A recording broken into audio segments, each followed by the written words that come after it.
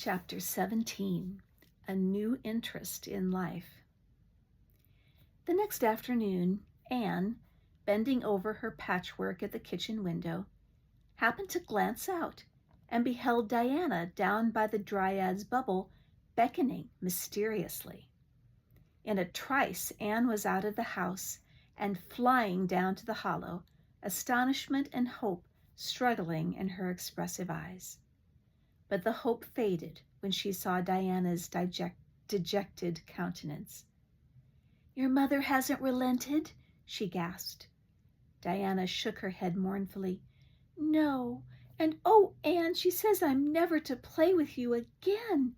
I've cried and cried, and I told her it wasn't your fault, but it wasn't any use. I had ever such a time coaxing her to let me come down and say goodbye to you.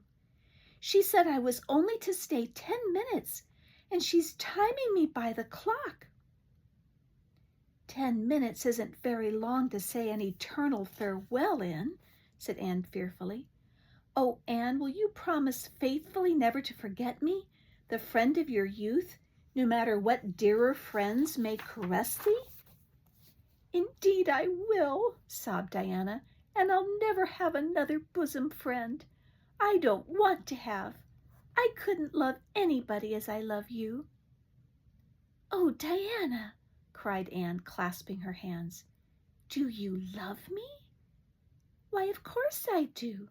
Didn't you know that?" "No." Anne drew a long breath. "I thought you liked me, of course, but I never hoped you loved me. Why, Diana, I didn't think anybody could love me. Nobody ever has loved me since I can remember. Oh, this is wonderful. It's a ray of light which will forever shine on the darkness of a path severed from thee, Diana. Oh, just say it once again." "I love you devotedly, Anne," said Diana staunchly, "and I always will. You may be sure of that." "And I will always love thee, Diana," said Anne, solemnly extending her hand. "In the years to come thy memory will shine like a star over my lonely life, as that last story we read together says. Diana, wilt thou give me a lock of thy jet-black tresses in parting to treasure forevermore?" "Have you got anything to cut it with?" queried Diana, wiping away the tears which Anne's affecting accents had caused to flow afresh, and returning to practicalities. "Yes, I've got my patchwork scissors in my apron pocket, fortunately," said Anne. She solemnly clipped one of Diana's curls. "Fare thee well, my beloved friend. Henceforth we must be as strangers, though living side by side, but my heart will ever be faithful to thee." Anne stood and watched Diana out of sight, mournfully waving her hand to the latter whenever she turned to look back. Then she returned to the house, not a little consoled for the time being by this romantic parting. "It is all over," she informed Marilla. "I shall never have another friend. I'm really worse off than ever before, for I haven't Katie Maurice and Violetta now. And even if I had, it wouldn't be the same. Somehow little dream girls are not satisfying after a real friend. Diana and I had such an affecting farewell down by the spring. It will be sacred in my memory forever. I used the most pathetic language I could think of and said thou and thee. Thou and thee seem so much more romantic than you. Diana gave me a lock of her hair, and I'm going to sew it up in a little bag and wear it round my neck all my life. Please see that it is buried with me, for I don't think I'll live very long. Perhaps when she sees me lying cold and dead before her, Mrs. Barry may feel remorse for what she has done, and will Diana come to my funeral?" "I don't think there is much fear of your dying of grief as long as you can talk, Anne," said Marilla unsympathetically. The following Monday, Anne surprised Marilla by coming down from her room with her basket of books on her arm and hip, and her lips primmed up into a line of determination. "I'm going back to school," she announced. "That is all there is left in life for me, now that my friend has been ruthlessly torn from me. In school I can look at her and muse over days departed." "You'd better muse over your lessons and sums," said Marilla, concealing her delight at this development of the situation. "If you're going back to school, I hope we'll hear no more of breaking slates over people's heads and such carryings on. Behave yourself and do just what your teacher tells you." "I'll try to be a model pupil," agreed Anne dolefully. "There won't be much fun in it, I expect. Mr. Phillips said Minnie Andrews was a model pupil, and there isn't a spark of imagination or life in her. She is just dull and poky and never seems to have a good time. But I feel so depressed that perhaps it will come easy to me now. I'm going round by the road. I couldn't bear to go by the birch path all along. I should weep bitter tears if I did." Anne was welcomed back to school with open arms. Her imagination had been sorely missed in games. Her voice in the singing and her dramatic ability in the perusal aloud of books at dinner hour. Ruby Gillis smuggled 3 blue plums over to her during Testament reading. Ella May McPherson gave her an enormous yellow pansy cut from the covers of a floral catalog, a species of desk decoration much prized in Avonlea School. Sophia Sloane offered to teach her an elegant new pattern of knit lace, so nice for trimming aprons. Katie Bolter gave her a perfume bottle to keep slate water in, and Julia Bell copied carefully on a piece of pale pink paper, scalloped on the edges, the following effusion: "To Anne, when twilight drops her curtain down and pins it with a star, remember that you have a friend, though she may wander far."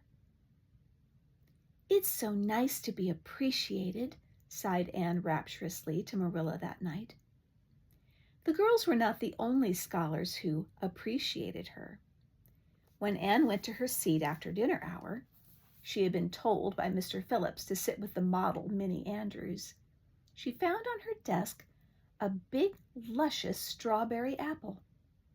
Anne caught it up, all ready to take a bite, when she remembered that the only place in Avonlea where strawberry apples grew was in the old Blythe orchard on the other side of the Lake of Shining Waters. Anne dropped the apple as if it were a red-hot coal and ostentatiously wiped her fingers on her handkerchief. The apple lay untouched on her desk until the following morning, when little Timothy Andrews, who swept the school and kindled the fire, annexed it as one of his perquisites. Charlie Sloane's slate pencil, gorgeously bedizened with striped red and yellow paper costing 2 cents, where ordinary pencils cost over 1, which he sent up to her after dinner hour, met with a more favorable reception. Anne was graciously pleased to accept it, and rewarded the donor with a smile which exalted that infatuated youth straightway into the 7th heaven of delight, and caused him to make such fearful errors in his dictation that Mr. Phillips kept him in after school to rewrite it. But as the Caesar's pageant shorn of Brutus' bust did but of Rome's best son remind her more, so did the marked absence of any tribute or recognition from Diana Barry, who was sitting with Gertie Pye, embittered Anne's little triumph. "Diana might have just smiled at me once, I think," she mourned to Marilla that night. But the next morning, a note most fearfully and wonderfully twisted and folded, and a small parcel were passed along to Anne. "Dear Anne," ran the former, "Mother says I'm not to play with you or talk to you, even in school. It isn't my fault, and don't be cross at me, because I love you as much as ever. I miss you awfully to tell all my secrets to, and I don't like Gertie Pye one bit. I made you one of the new bookmarkers. out of red tissue paper. They are awfully fashionable now, and only 3 girls in school know how to make them. When you look at it, remember your true friend, Diana Barry." Anne read the note, kissed the bookmark, and dispatched a prompt reply back to the other side of the school. "My own darling Diana, of course I am not cross at you because you have to obey your mother. Our spirits can commune. I shall keep your lovely present forever. Minnie Andrews is a very nice little girl, although she has no imagination. But after having been Diana's bosom friend, I cannot be Minnie's. Please excuse mistakes because my spelling isn't very good yet, although much improved. Yours till death do us part, Anne or Cordelia Shirley. P.S. I shall sleep with your letter under my pillow tonight." Marilla pessimistically expected more trouble since Anne had again begun to go to school, but none developed. Perhaps Anne caught something of the model spirit from Minnie Andrews. At least she got on very well with Mr. Phillips henceforth. She flung herself into her studies, heart and soul, determined not to be outdone in any class by Gilbert Blythe. The rivalry between them was soon apparent. It was entirely good-natured on Gilbert's side, but it is much to be feared that the same thing cannot be said of Anne, who had certainly an unpraiseworthy tenacity for holding grudges. She was as intense in her hatreds as in her loves. She would not stoop to admit that she meant to rival Gilbert in schoolwork, because that would have been to acknowledge his existence, which Anne persistently ignored. But the rivalry was there, and honors fluctuated between them. Now Gilbert was head of the spelling class. Now Anne, with a toss of her long red braids, spelled him down. One morning Gilbert had all his sums done correctly, and had his name written on the blackboard on the roll of honor. The next morning Anne, having wrestled wildly with decimals the entire evening before, would be first.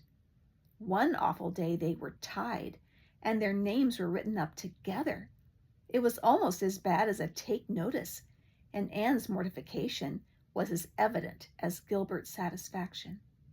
When the written examinations at the end of each month were held, the suspense was terrible. The first month Gilbert came out 3 marks ahead. The second, Anne beat him by 5. But her triumph was marred by the fact that Gilbert congratulated her heartily before the whole school. It would have been ever so much sweeter to her if he had felt the sting of his defeat. Mr. Phillips might not have been a very good teacher, but a pupil so inflexibly determined on learning as Anne was could hardly escape making progress under any kind of teacher. By the end of the term, Anne and Gilbert were both promoted into the 5th class and allowed to begin studying the elements of the branches by which Latin, geometry, French, and algebra were meant. In geometry, Anne met her Waterloo. "It's perfectly awful stuff, Marilla," she groaned. "I'm sure I'll never be able to make head or tail of it. There is no scope for imagination in it at all. Mr. Phillips says I'm the worst dunce he ever saw at it. And some of the others are so smart at it. It is extremely mortifying, Marilla. Even Diana gets along better than I do. But I don't mind being beaten by Diana. Even although we meet as strangers now, I still love her with an inextinguishable love. It makes me very sad at times to think about her. But really, Marilla, one can't stay sad very long in such an interesting world, can one?"